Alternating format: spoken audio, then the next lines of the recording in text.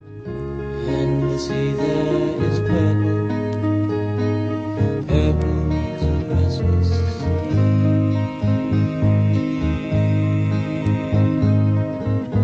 And purple is a color, it's a... Hey everyone, welcome to my first vinyl update of 2020. I'm going to be sharing some cool records. I got probably 6 or 7 albums I'm going to share. Hope everyone's doing well. It's been kind of crappy weather here in Nebraska. This January's been really just a mess with a bunch of snow. We just had snow last night, and I'm probably going to get some snow tomorrow as well all day. So, what better way to spend it than just staying indoors, warming up to some of these gems, right?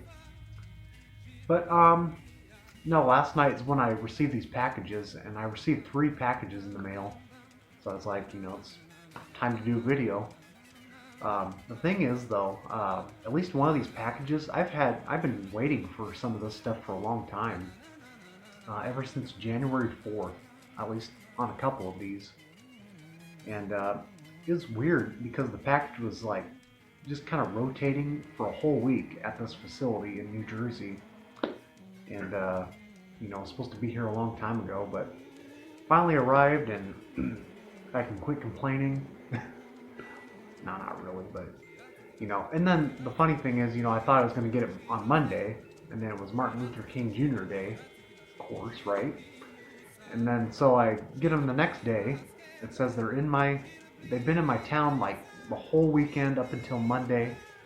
And then, roughly my mail comes around 4 o'clock usually, kind of later in the day. But no, last night, I get my packages at like 6:30. Are you kidding me? But anyways, that's just how it goes. But, so I've been kind of spinning a few of these. Last night I did. Most of these anyway. But I'm going to be, as always, going in depth in some of these. And also, mentioned in my last video that I picked up my grail of mine. I actually received it last night, and been really enjoying it. So can't wait to talk about it. I'll probably leave it for last. Definitely one of my few grails, at least in one of these subgenres of psych, for sure. So just can't believe it's in my. It's probably the only copy in Nebraska. I'll go that far and say that. But we're going to start off with the real gem of this collection. Fiedler in Rags, Boston Pops. It's on the Polydor label. Supposedly got taken off the shelves soon after its release, and this dude must have arranged these. Supposedly, it's rumored that he, kind of slipped in some LSD into the mix, and the arrangements are really quite out there. And the engineer was putting a lot of phasing effects, backward loops and stuff. It might just look like crap, but it's actually quite a collectible. So it goes for about 150 to 200 bucks. Just kidding. Just gonna throw that over there. It just came with packing with one of the records I got. Anyways, enough with the jokes here. Let's get serious. So, no, a couple of these I actually had when I did my vinyl up for my vinyl tag 2020. So I've had these for a little while now, but I purchased this one back in, I think after Christmas. So we're starting back that far. And this is one I picked up, and there's a seller out of Omaha who goes by the name Zero Street on Discogs. Wow. I thought I had the best site collection in Nebraska. This guy's got some real gems. He's got all the private records from Nebraska I'm looking for. He's got like a sealed creation of Sunlight. A lot of crazy stuff you'll never see. So if you know that guy on Discogs, check his stuff out. Anyways, I bought this from him. This is the reissued copy, but it's something I've been kind of wanting for a while, and it was the cheapest copy I've seen so far. It's been on the want list, and this is Circus 2000, and this is an Italian band. But a lot of people, or at least I think when they first came out, a lot of people kind of confused them as like an American band because they sound so American. But yeah, this was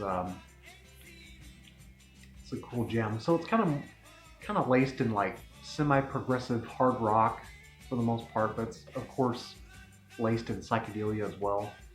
Because I think this came out in 1970. The only disappointment with this reissue, however, that I did not know about, and it's not even mentioned on Discogs, but the track listing is right on the back here, but the track listing on the record itself is just all over the place, which really kind of sucks because you kind of want to listen to it as it originally was produced or how it was pressed. But yeah, I just caught on to that as I was listening to it. I was like, this is not how this album goes. So a little bit of a bummer there, but I guess I have the music, but I just gotta, kind of either flip the record over on the wrong side just to listen to a certain track.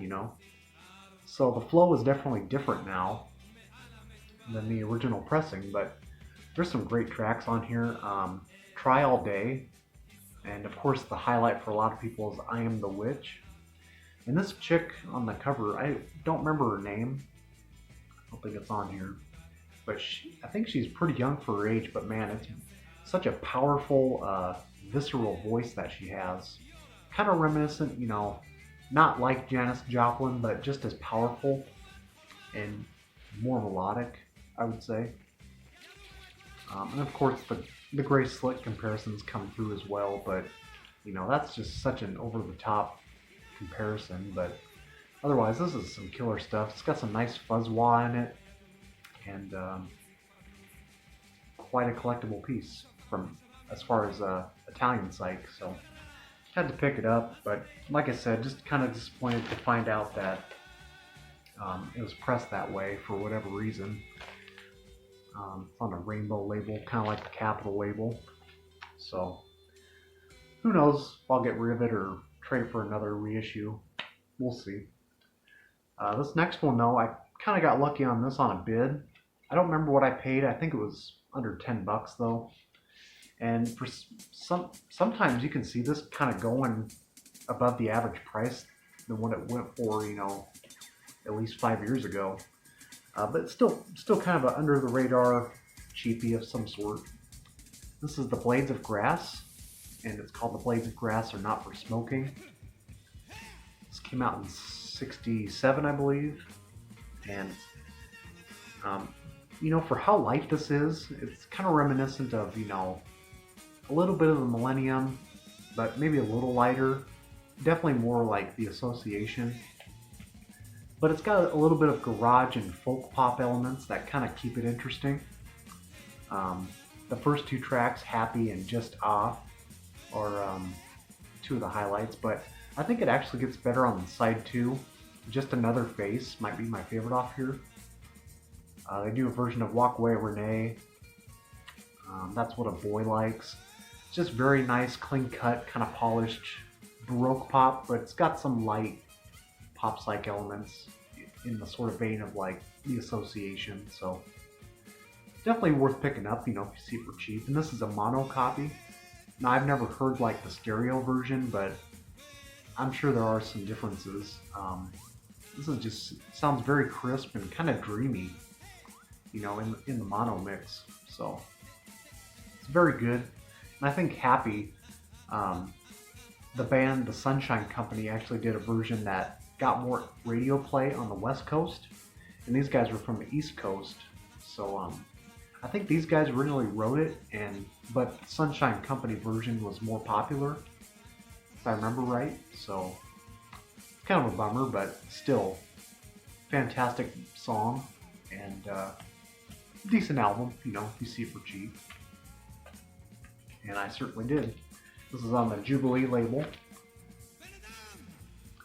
So if you kind of like that light Baroque pop in the vein of like, the Association, it's a good one. So now on to the good stuff. Not that that was bad stuff, but on to the more recent stuff. The stuff I got last night. And this is The first two are from the same seller on eBay. I got 2 copies from. And I've been waiting for that one since January 4th, and I got these on the bid. I think one person was competitive on the second one I'm going to share.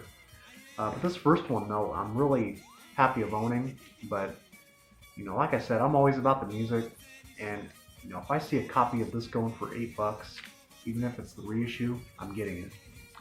This is Ellie Pop on Mainstream. This is kind of a collectible piece on the Mainstream catalog. This is kind of one that I had to warm up to when I first listened to it. It's, they have vocal harmonies, but they're not really pristine, or they're not really clean at first. And a lot of people say there's like a lot of Beatles-esque movements on here, which I can see why some people would say that, but I don't think the Beatles would write songs like this. They're so disjointed, and a lot of the pop melodies are just all over the place within one song, which kind of throws off the listener, to new listeners at first. Songs like Remembering Sunnybrook, Seems I've Changed, and Caught in the Rain is probably my favorite off here.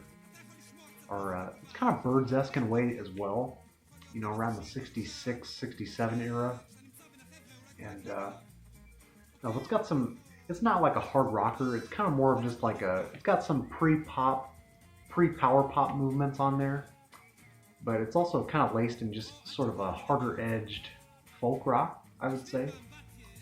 And the psych elements are kind of light, compared to other stuff on the label, but still fantastic pop writing once you get, kind of laced into the world of Ellie Pop, So, not much is known about this band except they were from Michigan. I think Lansing, Michigan. And One and Done Effort. I think they had a previous band before this, but I don't remember their name. But yeah, it's quite good. It's a grower for sure, so definitely glad to acquire this one. So yeah, $8. I'm not going to pass up on it. And I got it on the bid.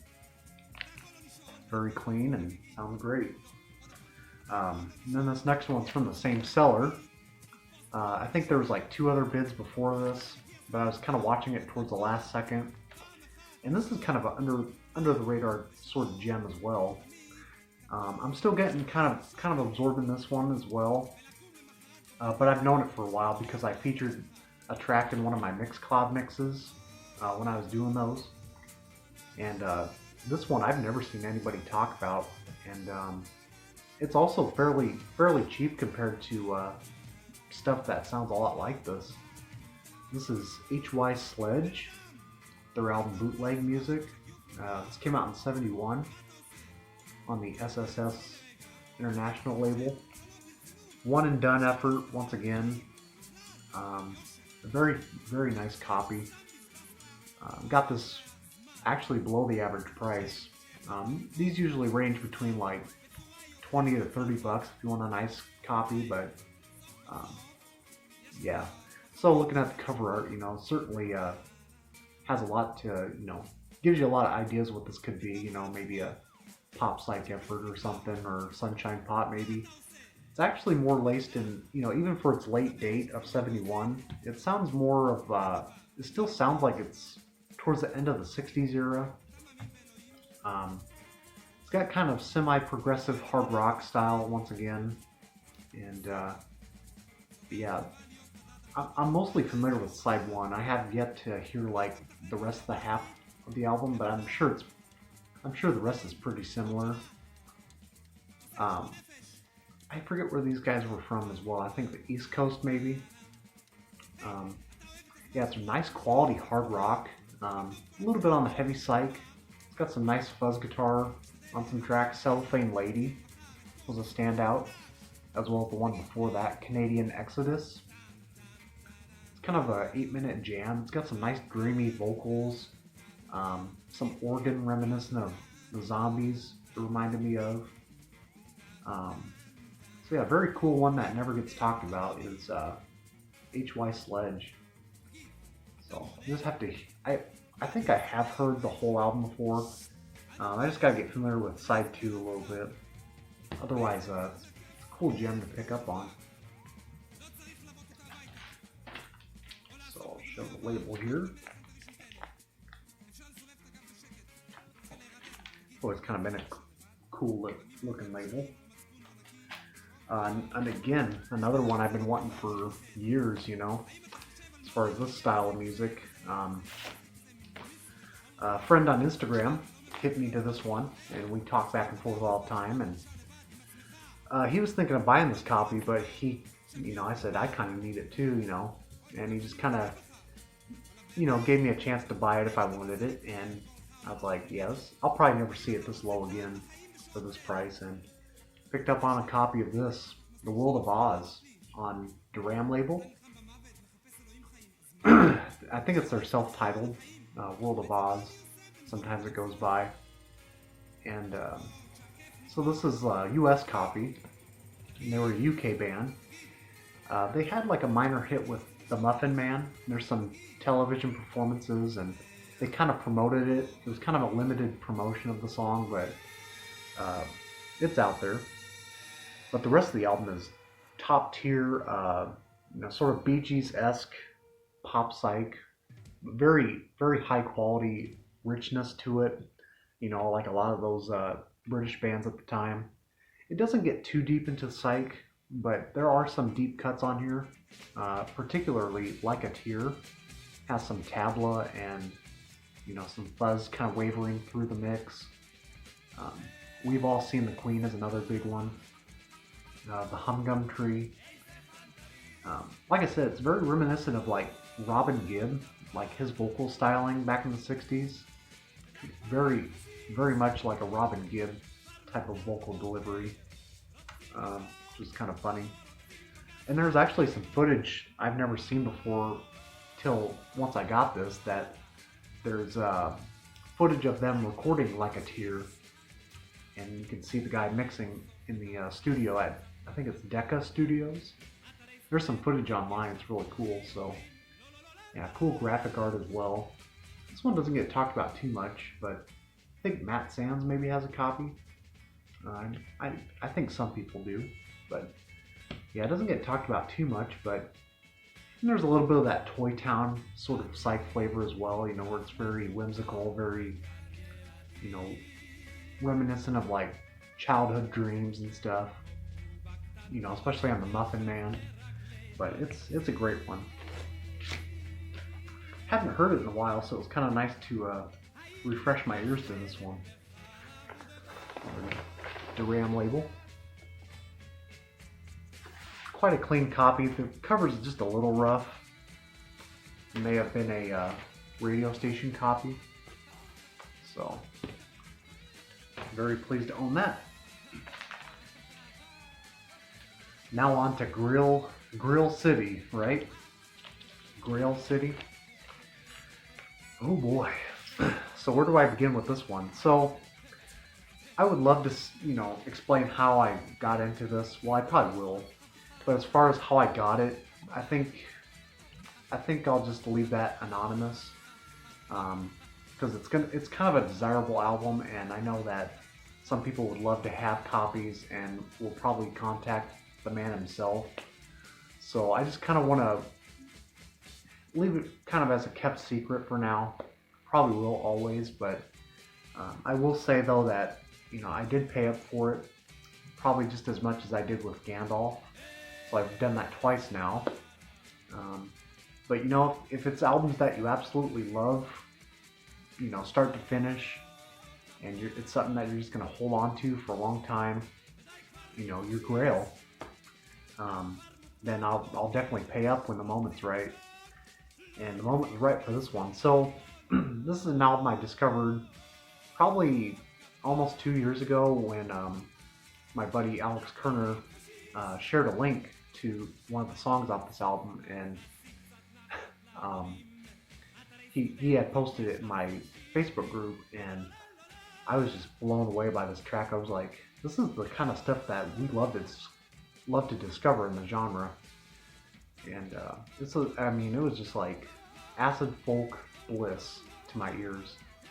And so for years, I've been trying to, just figure out, where did this guy come from? What's the story behind this guy? And for a while, couldn't find much until I think I just decided to search him on Facebook, and I didn't come up with any searches, and so I just keep trying and trying, and I eventually tried maybe half a year ago, and I finally found a man that kind of looks like him if he was to be like about 70 years old, and I told Alex about it, and ever since then, it is the man himself, and he's still alive and performing to this day. And well, who's the man, you ask? Well, the man is Bill Stone. So very happy to cross this off my want list. Can't believe I'm saying that. This is the sort of thing where this may be a contender for probably the rarest record of any kind in my collection. So the story behind this, so all that I know is that I think it's the only LP on this label. There are like a couple 45s on the Omni label, which is what this is on. I think it's like a school-based recording label out of Portland, Maine. I think it was Portland, somewhere in Maine. I can check right now. Yeah, it's in Portland. It says on the back. Anyways, copies of this, they supposedly only made 100, at the very most, probably 200 copies, but it's believed that only 100 copies were pressed of this, and wow, that's all I can say. So, like I said, I'm going to keep it kind of anonymous on how I picked this one up, just because of how desirable it is, and this is the sort of thing where European collectors find it, and I will never be able to find it in a million years. Somehow those European dealers always get their hands on stuff like this, the U.S. private records, but this is the sort of thing that I just love discovering, So this is never, this hadn't surfaced till like 2018, and, it just goes to show you that great albums still appear, anytime, regardless, looking into, the Acid Archives or, stuff that has documented a lot of private records, has missed a lot as well, and we're still discovering new gems to this day. There's so much out there. But anyways, this came out in 1970, and it's a man, singer-songwriter, and he's backed up with some musicians, probably some local friends or something. And, for the production that it has, it sounds pretty good. It's not too lo-fi, but you can definitely tell it's got this kind of homemade quality about it as well. And from beginning to end, there was a few tracks I hadn't heard on this till last night, and I can definitely say from start to finish, this is a acid folk, psych folk, loner folk masterpiece of sorts. In the same vein of like, if I were to compare it to anything, the artists that come to mind are like Bob Desper, Dave Bixby, Perry Leopold. Those three artists in particular come to mind as far as like the same world that this is in. So this is fantastic. I mean, you got to give this a listen on YouTube and see for yourself if you love this sort of thing. The track Purple is my highlight off here. Just the definition of haunting, eerie loner folk with just the perfect vocals. It sounds very whimsy and downer sort of vocals. Other tracks include Crystal Lover, which has some like wah-wah guitar in it. Another big highlight off here is Charlottetown. It's like a 6-minute narrative song.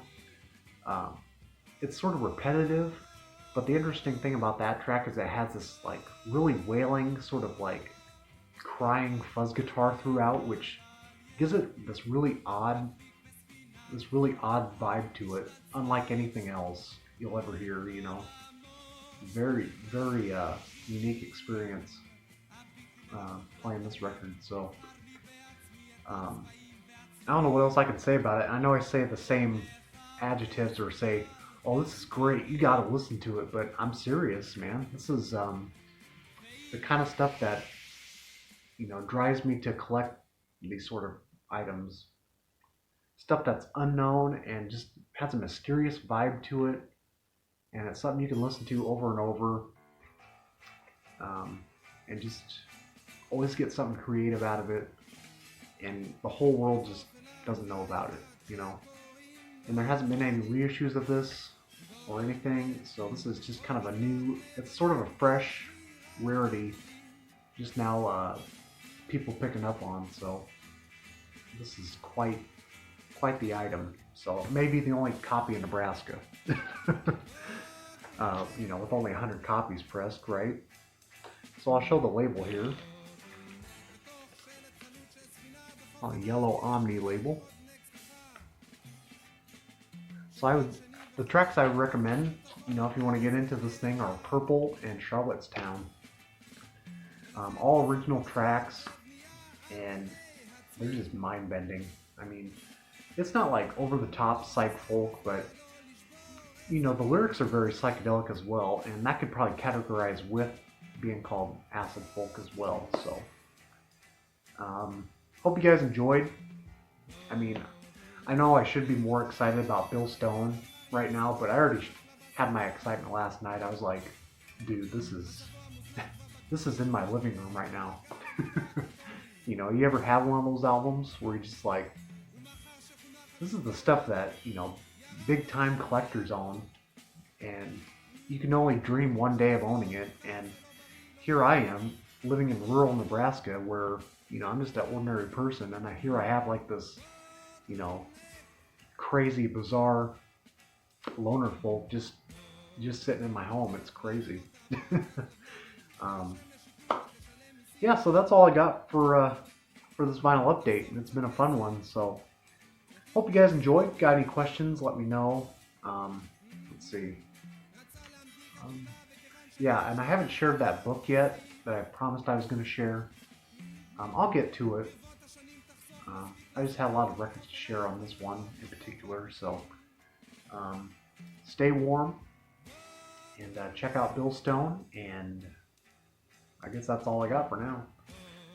I did purchase, I think I have, I got 3 records coming in the mail now, so kind of slowed down a little bit,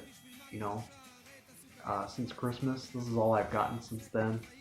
Haven't really gone to the record stores, so it's been kind of laying low and saving up on that grill I was paying for. So take care, guys, and we'll catch you soon.